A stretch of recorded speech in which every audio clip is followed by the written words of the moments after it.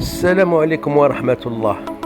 خاوتي، درت لكم الفيديو هذا باش يعني نأت لبعض الجزائريين. واحد الجزائري كاين فينا فئة، كاين صنف تاع فينا ما يعرفش القيمة تاعو، ما يعرفش القيمة تاعو، يعني كيفاش قدروا، ما يعرفش قدروا.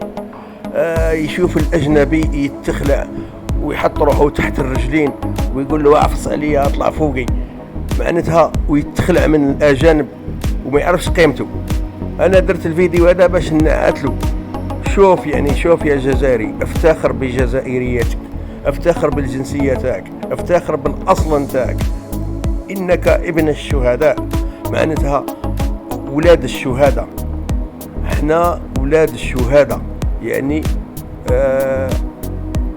اعظم شعب في العالم، يعني العالم بأسره يحترمنا. درت الفيديو هذا باش نقول لهم شوف قيمتك يا الجزائر.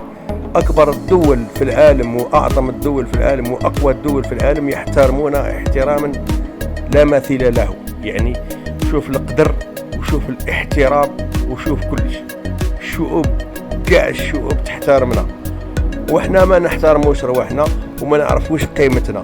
كي يجينا الاجنبي من برا نتخلعوا منه ونحطوا روحنا تحت الرجلين ونحطوا روحنا ديما هو خير منا. ويعني شوف الصين، شوف روسيا، شوف البرتغال، شوف امريكا، شوف انجلترا، شوف الدول يعني الكبار، يعني صح يحترمونا بزاف ثاني. خاصة بعض الشركات كي يجيو هنا هما اجانب. تعرف الجزائري تلقاه يحط روحه بساط، هو البساط الاحمر هذاك، يفرش روحه ويقول له امشي فوقي.